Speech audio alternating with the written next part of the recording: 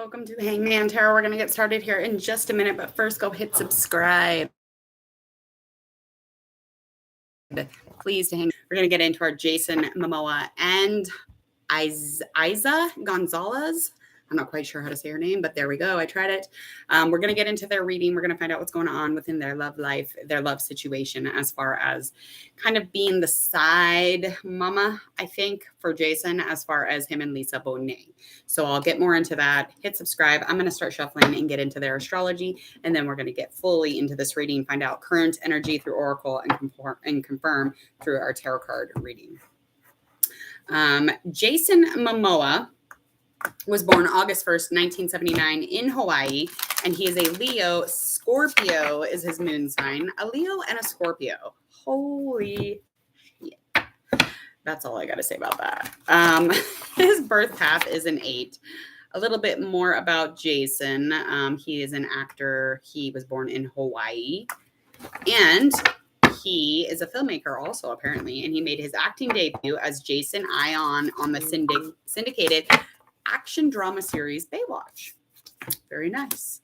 And that was in 99 through 2001, and it was followed by portraying blah blah blah blah blah. We don't really care about all that.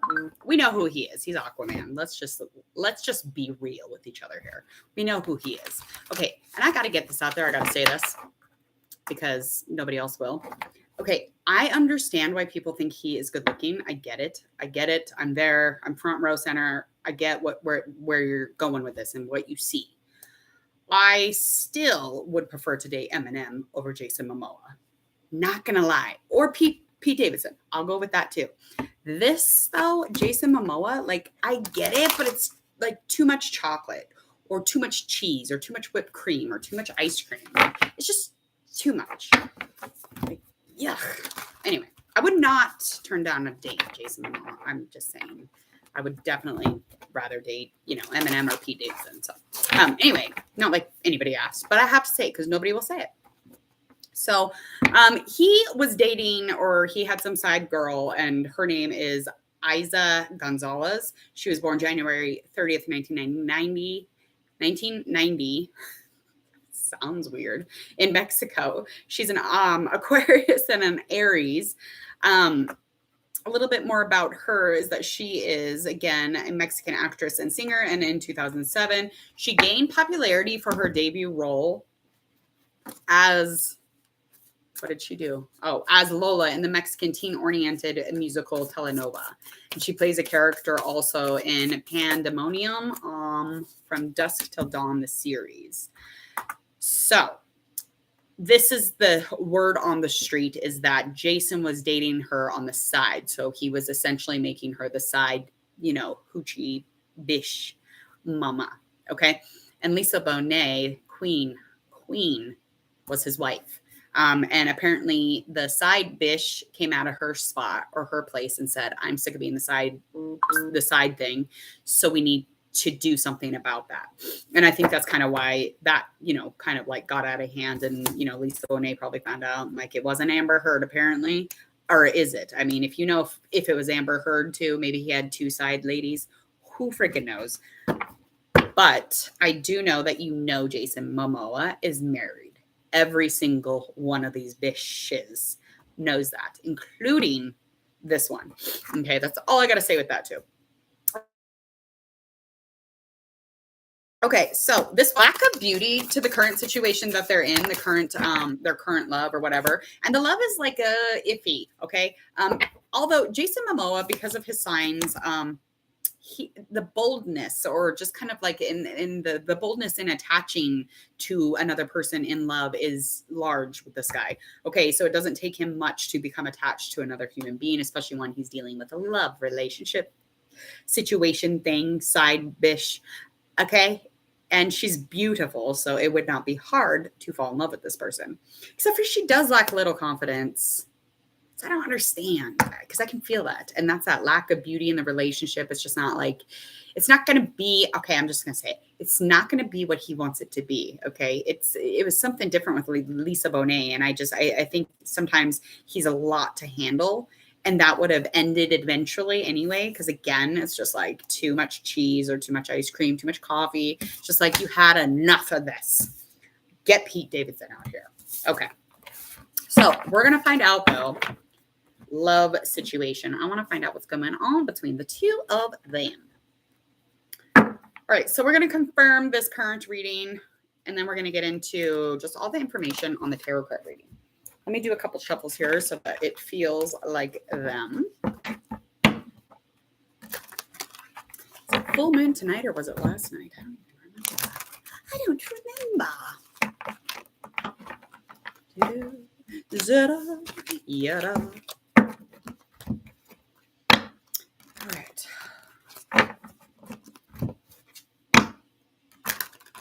Finding out what the universe will allow us to know, our nosy asses. Oh, girl. Oy. Okay. Hot mess central down here. Dropping all these cards. Okay. So basically what we've got on the dial as of right now is that there is could grow something that has changed a lot of things, a lot of romance, a lot of, emotional growing with one another is kind of the idea. I have to say began with the temperance upright. So I do think that this was nurtured by something that was very tempting. Like they tempted each other. There was a temptation here and it wasn't a good one. It was a very negative temptation. It was very negative coming together and bringing, balance to the flow of emotion. Well, it's not a good or a positive or a warm and inviting energy at all because it was done on the premise of a lie, really. I mean, the honorableness of Jason or, whatever that might be, but the reliability, the honorableness of this guy and how like full of life and energy he is, according to who you are, though, is when he's honorable and when he's dedicated or reliable. So whatever made him budge, it made him budge. And then he became attached to something that was not of positive nature. Okay. It was very much a temptation. The movement with these two is in full motion. It's very, very balanced, masculine, feminine. This is probably pretty karmic. It's pretty much on scale, I think, for, pushing them both on their life path. I really think that this is a part of it. And she's extremely obedient, and he really likes to be the one who's in the dominating position. So with the Chariot upright, I think that this is the perfect motion, the perfect movement. It came in fierce. It's moving fiercely. I do think it's coming in like a real quick energy here. So the movement is likely moving forward. It is a new cycle for the both of them or for just Jason, not quite sure at this very moment. But I do feel like they would, no matter what, this cycle that they brought in, this new relationship cycle, this new beginning, I really feel like they would have trampled over children, women, and men. They would have trampled on everybody. They would have picked up the horses, jumped right up on there. They would have hit old ladies, old men. They don't give two shits what they're doing. They're like, we're coming in hot and we're coming in like death. We don't really care who gets hit. They were coming in. They're coming in. They don't give two shits. And there's probably children involved. Of course, there is children involved. He has children.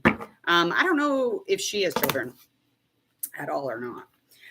So the biggest obstacle here is that somebody is just kind of not very clear on their communication. They're not really expressing how they feel. They're pretending that everything's fine. Everything's good to go here. And that's coming to an ending because there's going to be a point where you're going to have to like literally talk about things.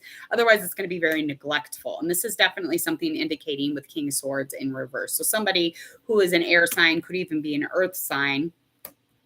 There's just like a very uncaring, cold, confusing, cut off vibe coming from whoever is pretending everything is okay, which I'm going to go with. I think this definitely probably both of them, really. I mean, they're both pretending that this is okay when in fact it's really fucking not okay. Like it's kind of irresponsible of you two. And I think it's kind of gross because you both had homes, you both had families, and now, it's like, who fucking cares? Like, why? He is so biased. Like if somebody else were to express this story as their own, he would be so judgmental of it. Like, I'm not going to lie. This is just weird to me. Anyway, so I do think though, that this is going to come to an ending as far as like him or her pretending everything's okay. Like everything's fine, we're doing okay. It's like, because, you know, at one point he was reliable. At one point he was just like, you know, there was just like business. It was down to earth. He was being very experienced physically. He's, you know, growing in all of these ways. But then all of a sudden, things are not that way. Okay. There's just extra focus on money or extra focus on business. That means he has a side bitch. And then with this King of Swords in reverse, yeah. So this person is just, with this King of Swords in reverse, is very much an aggressor. It's very aggressive. There's just like a sharp conflict about the whole situation. And I feel like it could have, you know, brought, you know, if he would have done it right, he could have led with change, and he could have done it in the right way so that everybody was clear on what the fuck was going on. But instead, there's no communication. It's just nothing's being expressed here. And it's almost like the two of them are connected by money, him and his ex. So that very much will be coming to an ending also. I just feel like it's a bunch of shit. I do. I think it's a bunch of shit. I think you're gross. I think you should have waited, but that's fine. That's not my, you know, call. It's just part of the path, Jason Momoa. Yeah, so let's move forward. I want to find out what are the feelings between the two of them. So I think I'm going to do the other ones. Let's find out. Feelings and emotions. Let's find out how they really fucking feel. Okay? Because we know that this was very much on the premise of, you know, like, oh, we're this and this, but this is actually a lie. Okay? This has been set out. You know, he was bold enough to just get involved into something because he wanted it. You want something, and he gets it. Like, he gets it. It's just like very frustrating. I just feel like he's very extreme when going into a love situation such as this. Like, it's very extreme. It's very extreme doing something like this. It's absolutely fucking nuts. Oh, my neighbor. Really? Give me a break. Okay. My neighbor is backing in SUV with a trailer attached to this brand new SUV, backing in with a shampooer. Like just your regular old shampooer. And it's tied down and everything, just like if it was a big old, you know, like massive sized, you know, something on the trailer. But it's not. It's just a fucking shampooer. Like, just get out of the car, put it in the car. Just get out of the car, open the door, take it out. Sorry, I'm off track. Here we go. Now. All right. Okay, so over on the left is going to be Eiza. I don't know how to say her name. If anybody knows how to say her name, please put an easy way to say it in the comments. I forgot to look it up. Okay, so Miss Thang is over on the left. Mr. Thang is on the right. Okay, so when she's thinking about the relationship, she's very much focused on gaining, okay? And so this was a direction that she was definitely choosing so she could gain, obviously, and not just in coins or financial, but just like physically somebody.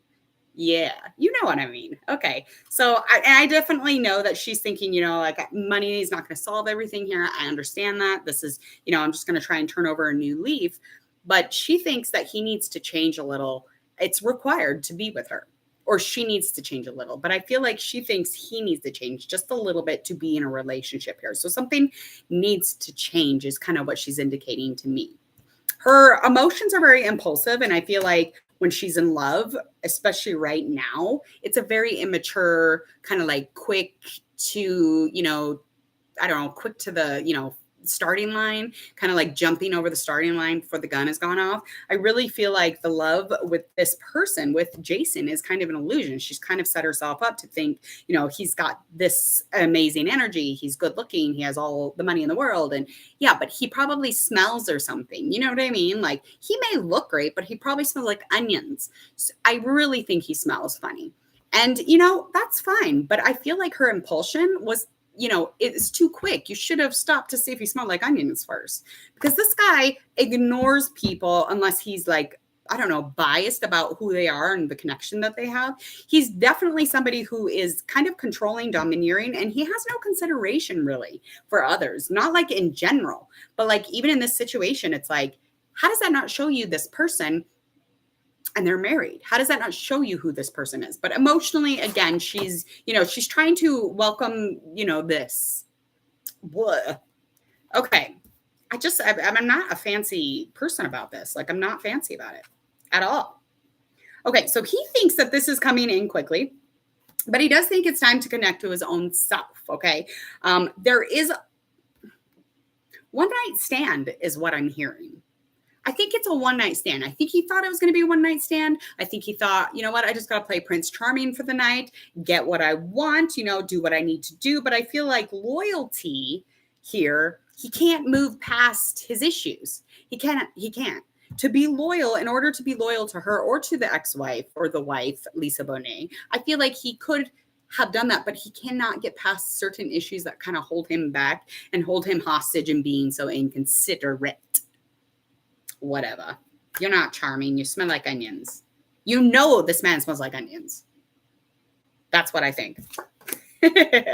Emotionally, he is too focused on what other people are thinking right now, and he's very much focused on sex.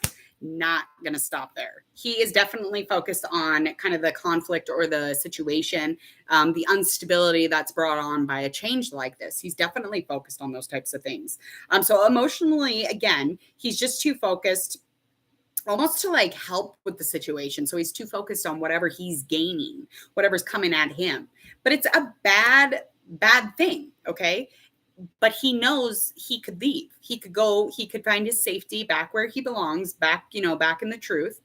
And he won't. He depends on other people's opinions, other people's affirmations. He depends on other people's energy. He just loves what she does for him. Okay. And when she stops doing that, just like when Lisa stopped doing that, he'll move on to the next. So there is that. And he smells like onions. So just saying. All right. What is the likely action towards each other? There's that death card. I knew that was going to pop up. Okay. So hers is King of Cups. That is upright. And then we also have our death that's upright. So over on her end of things, her likely action is definitely going to just kind of be the mature, meet him where he is type of person. She, again, just wants a decision from him. She wants to talk about it, make a choice, make a decision, and have some advice given. She wants to give it to him. She wants to give him advice. Make a choice, make a choice, make a choice. Okay? I need a choice or I'm not going to be doing this. She feels like he's putting things off. She wants him to act now. Otherwise, you don't get no more. That's right. Because you smell like onions anyway. Over on his end of things, he definitely is over here thinking that when he's coming towards her, he's going to try and not fear the truth of the situation, okay? He's really trying to embrace everything about the scenario. He's not trying to, like, judge what it is because, again, it's not like in the best interest of him to judge this. Does that make sense? So he's like, oh no, but if this, was so-and-so, I'd be judging them all over the place. I'd be throwing them around all over the fucking place. And again, I feel like this new beginning or the, letting go of the past or letting go of whatever, I feel like that has a lot to do with like, shut the door and roll on through. We'll hit every kid. We'll hit every grandmother. We'll hit whoever gets in our way. We don't care. We'll even hit my wife along the way and my children. I'm so grossed out. Ugh, I don't like it. All right, what's the likely outcome of this heinous situation? This wonderful, beautiful reunion. Okay, Page of Swords, that's in reverse. Then we also have our 3 of Wands upright, and then 2 Pentacles that is in the upright position. Okay, so over from her end of things, likely outcome is that I think the likely outcome for her is that she's going to say a few things she shouldn't. Okay. She's going to make some fucking trouble for him, and not just trouble for him, but if they're not in that forever type of vibe, she's going to make some trouble for the love. She's going to make trouble for Lisa, make trouble for Jason. That's just what she's going to do. Okay. She's very insecure. There's lack of confidence in that one. no matter how beautiful that woman is, she lacks confidence like nobody's business here, okay? And I feel like she definitely doesn't like change. But again, she's not very clever. She doesn't have a whole lot of confidence, so she would be making some trouble here because she doesn't know, the intelligent, emotional way or the most logical way would make the most sense, even though she is a pretty logical individual, I think. But again, I don't think that she's going to try and communicate here. I think she's focusing on what she wants. She's focused on nothing else, nothing more. She's going to take all of her shit, all of her mental crazy cray, and she's going to throw it right at them when he doesn't do what she says. Hello. See, and I don't think it's onion breath. I just think he smells like onions. I do. When I look at him, I'm like you smell. Like, I know it. And it's probably his armpits or something. Ugh. God. And like, I look at Eminem and I'm like, you smell good. You know that man smells good. It's like a nice, crisp cologne. I bet you money. And then Pete Davidson probably smells like laundry detergent. You know what I mean? It's just, I just feel like Jason smells like a little bit of the onion.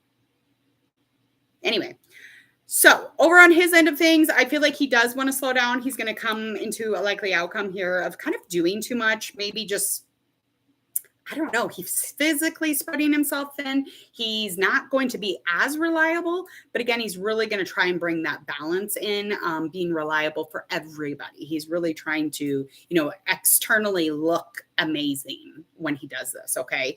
And just kind of the both of them really knowing everything about each other, really trying to look in the foresight of things. But I think if they were to explore here more before they act on the situation, I think that they would definitely smell the onions. They would both be like, my bad.